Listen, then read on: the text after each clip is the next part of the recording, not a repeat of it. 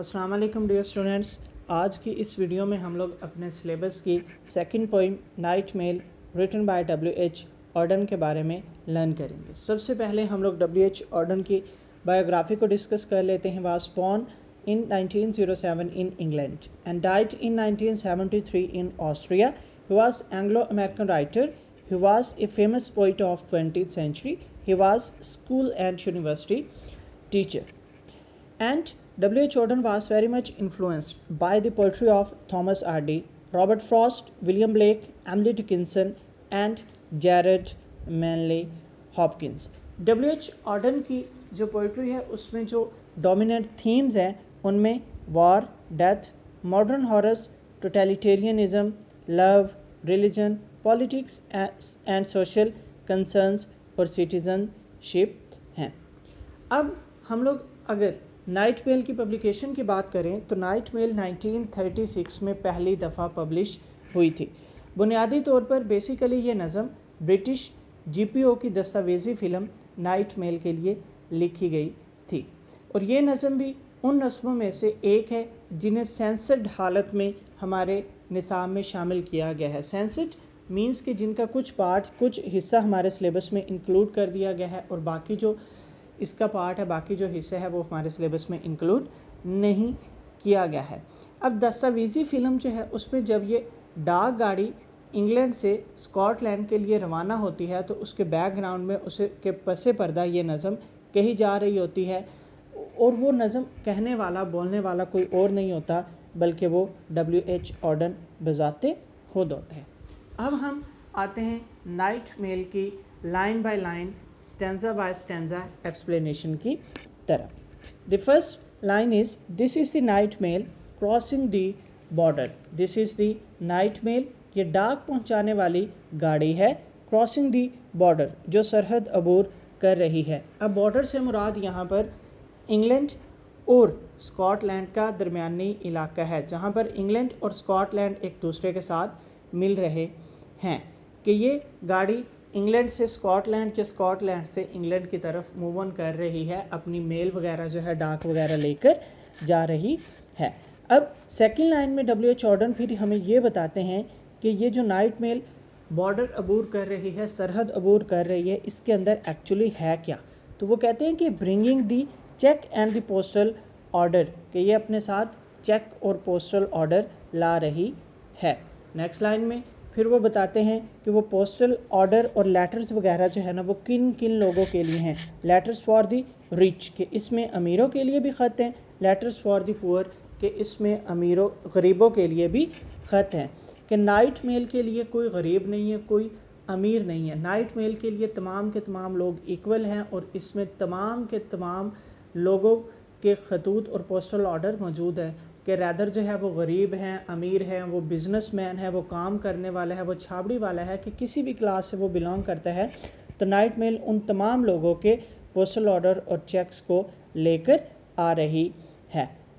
And the shop at the corner the girl next door, कि उन अमीर और गरीब लोगों में the shop at the corner, कि कोने पर मौजूद दुकान वाले के लिए भी वो ख़त हो सकता है या पोस्टल ऑर्डर हो सकता है। द गर्ल नेक्स्ट डोर, और अगले दरवाज़े पर या साथ वाले दरवाज़े पर खड़ी लड़की के लिए भी।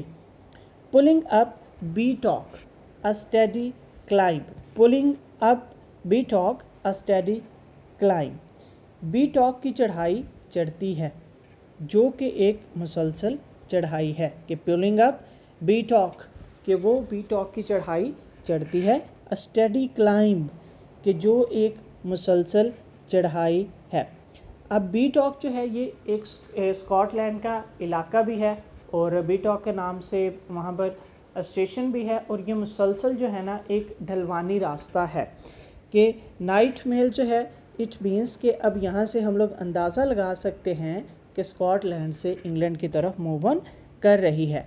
कि वो बी टॉक पर चढ़ती है कि जो एक मुसलसल चढ़ाई है। The gradients against her but she is on time, the gradients against her, gradient से मुराद यहाँ पर चढ़ाई है कि उसकी जो चढ़ाई है वो उसके मुखालिफ है लेकिन उसके बावजूद भी वो हमेशा जो है वो वक्त पर आती है। Past cotton grass and moorland boulder. फिर डब्ल्यू.एच. ऑर्डन हमें ये बताते हैं कि पुलिंग अब बी टॉक पर से गुजरने के बाद वो नाइट मेल और किन किन इलाकों से, किन किन जगहों से होकर गुजरती है। Past cotton grass and moorland boulder, कपास की घास और बड़े बड़े गोल दलदली पत्थरों के करीब से। Shovelling white steam over her shoulder, अपने कंधे के ऊपर से सफ़ेद भाप निकालते हुए। शॉवलिंग हम लोग कहते हैं निकालना, उगलना। वाइट स्टीम सफ़ेद भाप ओवर हर शोल्डर, अपने कंधों से। कि नाइट मेल की डिस्क्रिप्शन दे रहे हैं WH.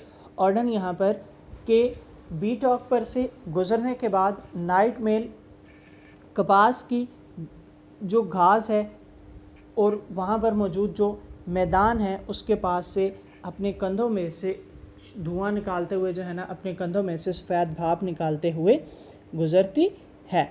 सनोटिंग noisily she passes, सनोटिंग Noisli कि वो शोर मचाते हुए क्या करती है, वो शोर मचाते हुए, खराटे लेती हुई, शी पासिस कि वो गुजरती है। Silent miles of wind bent grasses के मीलों तक खामोशी से इन घास के मैदानों से जिनकी पत्तियां झुकी हुई हैं, जिनकी पत्तियां झुकी हुई हैं।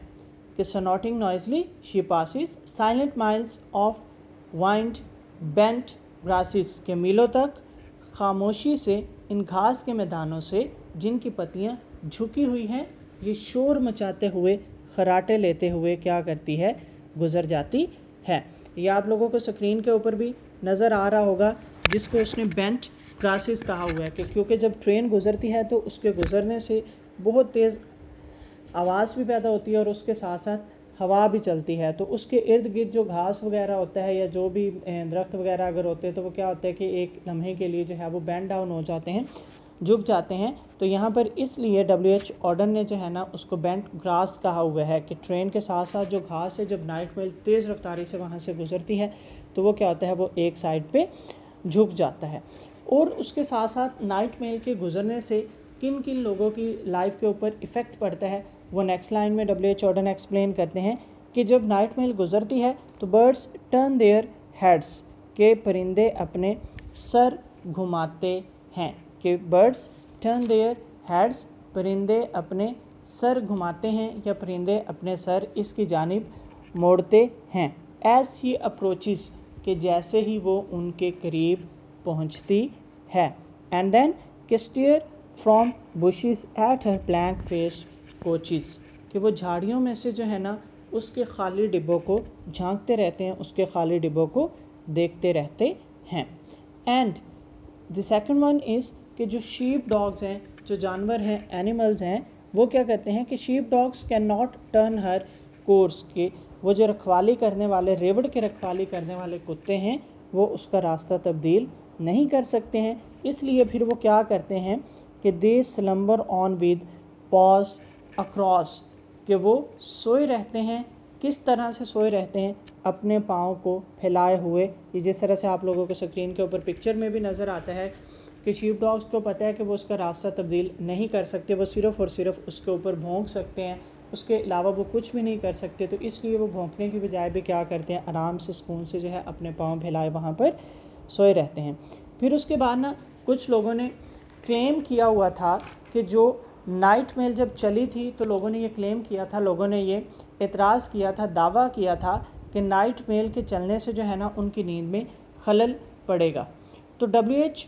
ऑर्डन जो है वो उनके उस क्लेम को दूर करता है और उस गाड़ी को जो है ना नाइट मेल को फार्म में से गुजरते हुए दिखाता है। और वो कहते हैं कि इस नाइट मेल के गुजरने से ना तो परिंदों की लाइफ के ऊपर किसी भी किस्म का कोई इफ़ेक्ट पड़ता है, ना ही एनिमल्स की लाइफ के ऊपर किसी भी किस्म का कोई इफ़ेक्ट पड़ता है। और लास्ट लाइन्स में वो बताता है कि इवन के इंसानों की लाइफ के ऊपर भी इसका किसी भी किस्म का कोई इफ़ेक्ट नहीं पड़ता। कि in the farm she passes, के जिस फार्म में से, जिस खेत में से वो गुज़रती है, नो वन वेक्स, कि कोई भी उसके गुज़रने से नहीं जागता है। लेकिन सिर्फ और सिर्फ क्या होता है, but A jug in A bedroom gently shakes, के लेकिन किसी ख्वाब गाह में जो है ना एक जग जो है वो आहिस्ता आहिस्ता हिलता है, कि सिर्फ थोड़ी सी उसमें वाइब्रेशन होती है। उसके अलावा लोगों की ज़िंदगी के ऊपर, बर्ड्स की ज़िंदगी के ऊपर, एनिमल्स की ज़िंदगी के ऊपर नाइट मेल के गुजरने का कोई भी इफ़ेक्ट नहीं पड़ता। अब हम लोग लाइन बाय लाइन इसके सिनोनिम्स को देख लेते हैं। फर्स्ट 2 लाइन्स में पहला सिनोनिम हमारे पास है बॉर्डर। बॉर्डर मीन्स बाउंड्री या लिमिट। इसी तरह से दूसरा लफ्ज़ हमारे पास है postal order. Postal order means sending money by postal service. Line number 5 और 6 में synonyms pull up. Pull up का मतलब होता है चढ़ना, असेंट, माउंट। माउंट मीन्स सवार होना। असेंटिंग और डिसेंडिंग का लफ्ज़ जो है ये आप लोगों ने मैथ में पढ़ा होगा, और माउंट का लफ्ज़ जो है इसी जो बुक 1 है इसी में एक लेसन है आप लोगों का, फुलिश बैक, तो उसमें माउंट का लफ्ज़ यूज़ हुआ है। माउंट का मतलब होता है सवार होना या चढ़ना। दूसरा स्टडी। स्टडी मीन्स कांस्टेंट, मुस्तकिल। तीसरा लफ्ज़ है ग्रेडियंट। ग्रेडियंट मीन्स स्लोप, ढलवान, इंक्लाइन। 7th और 8th लाइन में पहला सिनोनिम है moorland. Moorland means open place, खुली जगह। फैनलैंड या boulder. Boulder means large round rock, के बड़ा सा जो पत्थर होता है ना, गोल किस्म का जो स्टोन होता है उसको हम लोग बोल्डर कहते हैं। और शॉवलिंग। शॉवलिंग का मतलब होता है एमिटिंग, थ्रो ऑफ, के दूर दूर तक फेंकना किसी चीज़ को, एमिट करना किसी चीज़ को निकालना। लाइन नंबर 9 और 10 में सिनोनिम है स्नॉट। स्नॉटिंग। स्नॉटिंग मीन्स खराटे भरना, शोर मचाना, विस्लिंग और rough noise. Wind bent. Wind bent means के कोई झुकी हुई चीज़ हवा की वजह से। लाइन नंबर 11 और 12 में सिनोनिम्स हैं अप्रोच। अप्रोच का मतलब पहुंचना, रीच और अराइव। स्टेयर। स्टेयर मीन्स के घूरना, गौर से देखना किसी चीज़ को। वॉच क्लोजली और gauge. Blank face. Blank face means के खाली। कोचिस। कोचिस मीन्स डिब्बे, कैरिज और द कंपार्टमेंट्स। एंड देन उसके बाद लाइन नंबर 13 और 14 में slumber. Slumber means dose, nap, के पाँव फैलाकर आराम से जो है ना सोए रहना। कोर्स मीन्स रास्ता, पाथ और track. Pause. Pause means Claude, foot. और लास्ट लाइंस में इसके जो सिनोनिम्स है वो हैं वेक। वेक का मतलब जागना, मीन्स गेट अप, अवेक और rise. Shake. Shake means tremble, quiver, हिलना। जेंटली मीन्स लाइटली और माइल्डली, के मतलब के आहिस्ता आहिस्ता से। ये कुछ बीटॉक की एक्सप्लेनेशन दी हुई है, तो ये आपको यहाँ से आप लोग इसको रीड आउट कर सकते हैं। अगर बीटॉक के बारे में पेपर में क्वेश्चन आ जाता है तो उसका आंसर आप लोग सिंपल इज दैट ये 3 पॉइंट्स लिख सकते हैं कि it is a village in Scotland. Second one, Beattock railway station is a railway station which served Beattock. और third one, it is a very high point. उसके बाद हम लोग फिगर ऑफ स्पीच देख लेते हैं। W.H. ऑर्डर ने अपनी इस पोइम में कौन कौन से इस्तेमाल किए हुए हैं। तो पहला figure of speech W.H. Order ने अपनी इस पोइम में पर्सोनिफिकेशन इस्तेमाल किया हुआ है। पहली वीडियो में, पहली पोइम में भी मैंने आप लोगों को बताया था, समझाया था कि पर्सोनिफिकेशन क्या होता है, कि जब हम लोग ह्यूमन बीइंग के एट्रीब्यूट्स नॉन लिविंग थिंग्स को दे देते हैं तो उसको हम लोग पर्सोनिफिकेशन कहते हैं। Night Mail has been personified when she snorts rose stream over her shoulder, के मतलब कि वो खराटे लेना और अपने जो कंधे हैं उससे जो है वो उसके वाइट जो स्टीम है, जो धुआं है उसका निकलना। अब कंधे किसके होते हैं? कंधे भी इंसान के होते हैं। स्नॉटिंग जो है, खराटे लेना भी इंसान की आदत होती है। तो यहाँ पर W.H. ऑर्डर ने पर्सोनिफिकेशन इस्तेमाल की हुई है। और प्रोनाउंस जो उसने इस्तेमाल किए हैं वो शी और हर उसके लिए इस्तेमाल किया हुआ है। एंड देन इमेजरी का इस्तेमाल किया हुआ है। अब इमेजरी क्या होती है कि use of images to create a picture in mind touching 5 senses. उन 5 सेंसेस में फिर जो है वो sight, taste, smell, touch and all that, ये सारा कुछ जो है आ जाता है कि एक पिक्चर क्रिएट कर दी जाती है वर्ड्स के थ्रू अपने रीडर के माइंड में, कि जिस तरह से W.H. ऑर्डर ने बहुत सारी इमेजेस के फॉर एग्जांपल जो है वो moorland, boulder, wind bent crosses, snorting is an auditory image and all that, के ये सारी की सारी इमेज जो है जब हम लोग बीइंग अ ऑडियंस इसके बारे में सोचते हैं तो हम लोग आसानी से एक अपने माइंड में इमेज बना सकते हैं। एंड लास्ट वन जो हमें WH ऑर्डन इसमें लेसन देना चाहते हैं, सबक देना चाहते हैं, वो सिंपल इज़ डैट कि वो इस चीज़ के ऊपर फोकस करते हैं, एम्फेसिस करते हैं कि the poet emphasis the प्रिजर्वेंस punctuality commitment and regularity against any challenge of life. कि अगर हम लोगों के पास लाइफ में किसी भी किस्म की कोई मुश्किल है, किसी भी किस्म की कोई प्रॉब्लम है, अगर हम लोग पंक्चुअल हैं, हम लोगों के अंदर करेज है, पैशन है, तो हम लोग उस काम को आसानी से कर सकते हैं। कि if a person is determined to achieve his aim and he remains steadfast without bothering about the hardships and hindrances in his life, he is sure to reach his destination. कि अगर कोई इंसान अपने डेस्टिनेशन को हासिल करने के लिए डिटर्मिन्ड है तो फिर उसे परवाह नहीं होती कि ग्रेडियंट जो है उसके साथ है या ग्रेडियंट उसके अगेंस्ट होते हैं। कि जिस तरह से नाइट मेल जो है वो ग्रेडियंट्स और उन सारी चीज़ों के मुखालिफ होने के बावजूद भी अपने वक्त पर पहुंचती है, इसी तरह से इंसान अगर पंक्चुअल हो, उसके पास करेज हो, पैशन हो, तो वो भी हर काम वक्त पर और आसानी के साथ कर सकते हैं और अपनी मंजिल को जो है आसानी के साथ हासिल कर सकते हैं। मैं उम्मीद करता हूँ कि आप लोगों को ये वीडियो पसंद आई होगी। टेक केयर, अल्लाह हाफिज़।